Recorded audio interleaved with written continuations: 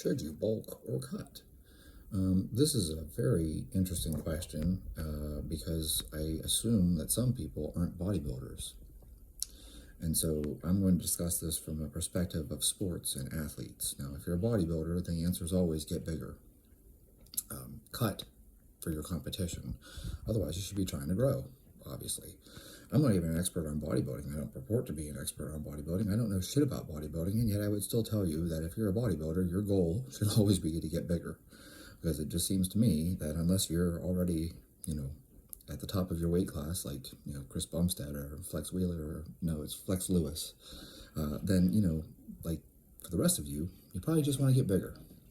Now, for athletes, this is a more complex question here, and I feel somewhat of a journeyman, not an expert. I'm never an expert. I'm a journeyman because in the last 20 years, I've been everywhere from 110 pounds to 236 pounds and everywhere in between. And what I can tell you is that depending on what you weigh, it will massively impact your ability to compete in certain sports. So let's just take weightlifting very briefly because I love weightlifting. Laputin, I believe I'm not even going to bother with the year. Forget the year. So Laputin published this book, and he explains in it how you choose your weight class, right? And he shows it basically by height. So you look at your height, and then you figure out what weight class you should be in. And so if I wanted to be good at weightlifting, which I'm not a weightlifter, so this really doesn't apply to me, but if I wanted to compete in weightlifting, I would need to put on like 30 kilos, another 30 kilos of muscle. That's probably not going to happen, okay? I've been heavier, and it was fat. I was just fat. That's what happened. I just got fat. So I don't think I can put on 30 kilos of muscle. Don't think that's going to happen. I don't even think I could do that with drugs. I will be quite honest with you. I don't think that I could even be one of those dudes who hops on gear and gains 30 kilos of muscle. I could definitely gain 30 kilos. I don't have a problem getting fat. But in terms of gaining muscle, I think it would be really hard to put another 30 pounds of muscle on my frame. I have very small bones. This is not good for powerlifting. This is not good for weightlifting. I have very, very small bones. My wrists are 6 inches around. So even though I have these enormous hands that are the size of Rachmaninoff's hands, and Rachmaninoff suffered from gigantism, so I have very unusually large hands, I somehow missed out on the part of having big bones for the rest of my body. And so I have very tiny little wrists, and I have a tiny little waist, and I have tiny little ankles. This is not a very good structure for lifting very heavy things. But let's say you are, 170 to 175 centimeters tall. You probably want to weigh over 100 kilos lean if you want to be good at powerlifting or, weightlifting. I feel like the metric that I saw somewhere once that someone said was something like 4 pounds per inch of height is what you should shoot for if you want to be competitive in powerlifting. So, and that means like if you want to be like high level, not just like an amateur, like I compete for fun. Like if you want to be serious and try to set records, you want to have like 4 pounds of muscle for every inch of height. It's like, wow, that's a lot of mass to carry around. And I'm sure you guys can see this. There are people like Dave Tate talk about how, he would have to do this crazy diet just to get himself over 300 pounds. And he's very clear about the fact that was short term. It was just to break a plateau, right? Your body starts to fight back. Your body does not want to gain weight at some point. Your body will, it will resist you. But the greater perspective to this thing is, depending on your sport, you may find that you actually are doing better at a lighter body weight. And I will bring up Mark Twight, and I hope you can find the article. I realize it's no longer on the Jim Jones website, but if you use archive.org, you can almost certainly find it. Mark Twight talked about how he gained weight, and his muscle at that. I think he went from like 155 to 165, if I remember correctly, and he did this over a long period of time. And even though he was much stronger, his deadlift went up, his squat went up, like all of his strength numbers went up, he was slower as a climber. And so this is an important thing to consider here. If you gain weight and you get stronger even, you gain muscle, that doesn't necessarily mean it will make you better at your sport. You will notice very quickly, there's no one over 200 pounds who has ever run a 4-minute mile. Go look it up. You can look through. You will not find 4-minute mile runners or sub 4-minute mile runners over 200 pounds. Just doesn't happen. It's just a math equation. You don't see 250-pound runners running the 100 meters either. Okay. Now that isn't to say that you can't be fast at 250 pounds, right? For 40 meters, or I guess it's 40 yards. Certainly, you could be very explosive and very fast for a very short distance. We have NFL players who have incredible 40 times, but that's a short burst. Can you hold that speed? And that's the big factor. I mean, if you look at, like, say, Usain Bolt, Johan Blake, Tyson Gay, Asafa Powell, whatever you're looking at, they hit their max speed, and then they manage to hold very close to that max speed. They all decelerate. Everyone decelerates. But, usually they hit their max speed somewhere around 60 meters in, and the difference between you winning and losing is how can you hold that speed? Can you hold that top speed, at least close to it, for the remaining, 40 meters, maybe 30 meters if you hit your top speed at 70 meters in, right? But the point being, you don't see 250-pound guys who have a great 40 time running a great 100 either. I ran my best 200. It was 22:33, which is not impressive if you know anything about running track. That's a very mediocre. It's okay. Like, I'm not going to sit here and be like, oh, but like, at a college level, that is not good. And so, yeah, I weighed 115 pounds at the time, I think. So, can I do that at 155? No, I can't. And I will tell you, I never ran a 4-minute mile, but I got into the low fours, and I did that weighing 110 pounds. So I lost weight, probably just muscle at that point, because there wasn't a whole lot of me. And I lost weight, and I got very close to a 4-minute mile. And I will tell you that I had no trouble holding a 6-minute mile at all. That was like an easy run for me. I'm gonna, run 3 or 4 miles at a 6-minute mile pace, and it was an easy run. That was considered an easy day. Well, yeah, you weigh 110 pounds. By the time I'm 155, it's not the same. Running a 6-minute mile at 155 required effort, required work.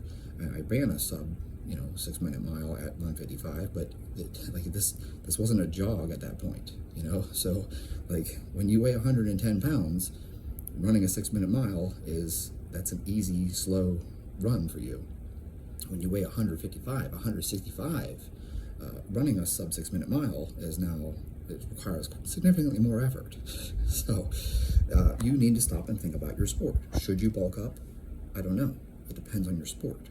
Now, I would argue for field athletes, actually, even at the expense of speed, I would argue for most field athletes, if you're competing in something that is a contact sport, rugby, football, hockey, etc., you should want to gain weight and get bigger. The reality of the situation is that you will probably never have a straightaway in the game where you were able to hit your top speed anyways. So it's really cool. We have all these guys come in and they take the combine test and we're like, wow, look how fast he was.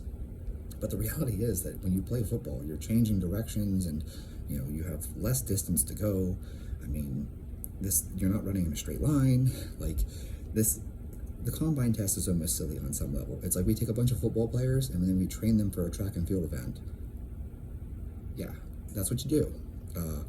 So how do you survive a sport like football, hockey, rugby? Get bigger. Get bigger. Bigger people, I don't care how strong I get. Okay, if I'm, at 165 pounds, I can front squat 345. Okay, that's great. What happens when I run into a guy that weighs 300 pounds? Yeah, I'm not going to win that. It doesn't matter how strong I get. If I was to front squat 400, it still wouldn't change things. If I run into a guy who weighs 300 pounds, guess what? Mass wins. This is just the way it's going to be. So, if I'm running at my top speed and he's running at his top speed, I don't even care if his top speed is half of my top speed. If he's 300 pounds and he collides with me, I'm roughly half his size. I'm not going to come away from that real good. Same thing for hockey. If you're moving at 30 miles an hour and you weigh 150 pounds and you collide with a guy who weighs 250, it's not going to end well for you. So consider that in your sport. But outside of that, you need to also consider the demands of your sport, and maybe you don't play a contact sport. Maybe you throw the javelin. You don't necessarily want to bulk up to throw a javelin, but you might want to bulk up to throw a shot put. Right? We're thinking about this motion, right? It's like the centripetal motion. I think centrifugal is actually the wrong term. And so, your center of mass, the more you weigh, right, your center of mass changes. So now, the heavier you are, the further you can throw the shot put because you're able to rotate on that center of gravity at a higher speed. It's just like, you don't have to take my word for it. Go look at the people throwing the furthest. Like, they're big people. They're not little people. It's not like little people are throwing the discus real far, or little people are throwing the shot put real far. But you will see very thin, athletic builds, muscular athletic builds throwing the javelin. It's just a totally different event. You need to consider that in your sport. So my answer to this question is, I can't give you an answer. Like, should you bulk up? I don't know, because it depends on your sport. Now, the most simple thing for you to do is take a measure of your height and your waist. And if your waist is, greater than half of your height, so, if you're 80 inches tall and your waist is over 40 inches, you should probably try to lean out. You should probably lose some fat. But outside of that, if your waist is less than half of your height, then at that point, you should be trying to gain muscle for most sports. But not necessarily, because as we pointed out, something like running. If you're a marathon runner or a triathlete, you're going to need to figure out what body weight you perform best at. And you may find that gaining weight is not a good thing for you. And I will tell you right now, at 236 pounds, okay, I was really big. And I was fucking gasping for air walking up a flight of stairs. Okay, so, zero ability to do anything cardiovascular wise. And I would tell you that even at 185, I think I was actually too big to be very good at the things that I like doing. So, at 185, I'm not even fat 185. I guess I'm fat because, by standards today, everyone's fat. But, I could see the outline of my abs. So it's not like I had like shredded lean abs at 185, right? I'm not like dick skin lean. I don't have striations at 185 or something. I don't have striations at 165. But the point being, at 185, I certainly was not fat. I wasn't obese, right? But I'll tell you what, you just don't have the same engine for things like judo and grappling, MMA, boxing, etc. That just wasn't a good weight class for me. I just didn't feel good. And alternatively to this, I would say that at 135, I could go forever. I don't think I ever ran out of gas in a fight at 135, but at 135, I lost too much strength, and I got injured very easily at 135. It was not fun to be 135. 135, I was so lean that it actually hurt to walk because the fat pads on my feet just weren't there. So I wore like sandals or flip-flops in the house all the time because it hurt to walk on a hardwood floor. My feet hurt just from being too lean. 135 was entirely too lean for me. That was stupid. But I thought somehow, if I drop weight class, I'm gonna fucking clean shop here. I'll be so much stronger than the other guys because I'm just gonna be muscle and I'm super lean. And no, it didn't work the way I wanted it to. So I found that for me, my best weight class as far as my ability to perform is somewhere in that 150 to 160 range, somewhere in that range. So if I wanted to do weightlifting, okay, I would have wanted to compete at 69. This is back before they changed the weight classes. That would have been an acceptable weight class for me. Cutting down to 62, I just lost too much strength. And so even though it seems like, I'm cutting to a lower weight class, I'll perform better. Not necessarily, because you may lose so much strength coming down that it doesn't play out the way you want it to, and it certainly didn't for me. So I lifted better at 69, and I fought better at 155. It's just the way it is. I can tell you that I've been leaner, I've been smaller, didn't go real well. I didn't have the strength. And then when I got heavier, I didn't have the engine. And that's just my body. Maybe you feel different. Maybe things are different for you. But that's the whole point of this, is that you have to figure out where your sweet spot is. So it's no different than Mark Twight talking about how he gained all this muscle and got stronger, but it didn't make him better at alpining. It didn't make him a better mountain climber.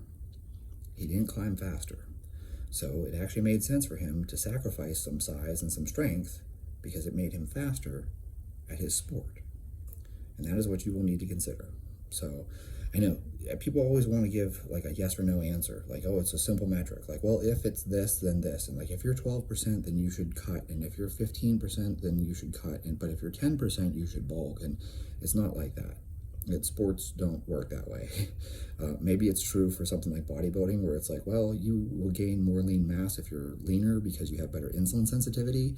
But come on, like, sports don't work that way. Like, we've all seen, pro athletes who aren't shredded lean and they perform very well. They don't need to be stupid shredded lean. They're not getting on stage for bodybuilding. And there is a point where you get so lean that you suffer.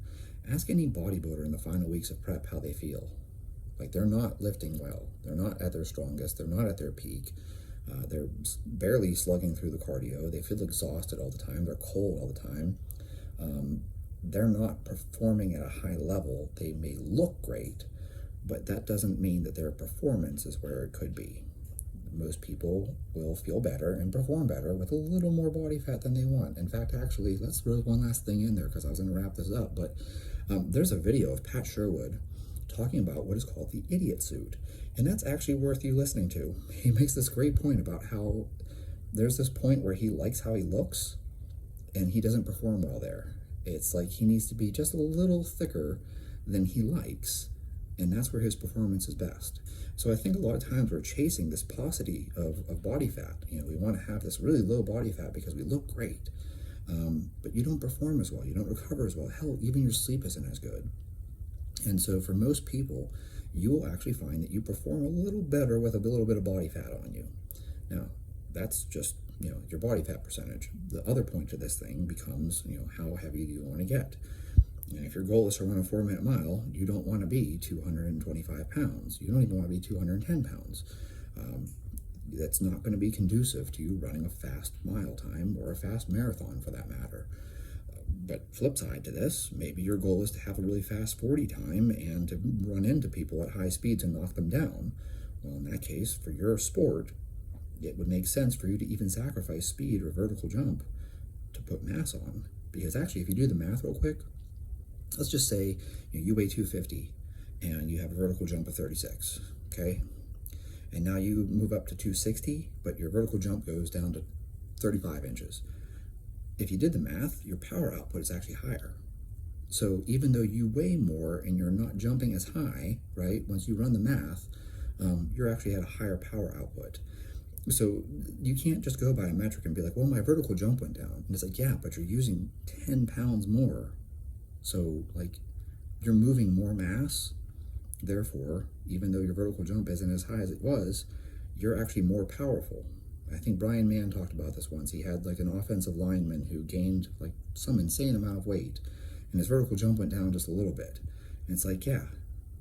So he gained all this weight and his vertical jump went down, but actually if you run the math, his power output went way up. So you can't expect to perform the same. Like, if my vertical jump is 35 inches and I gain 20 pounds, I'm probably not going to jump 35 inches anymore.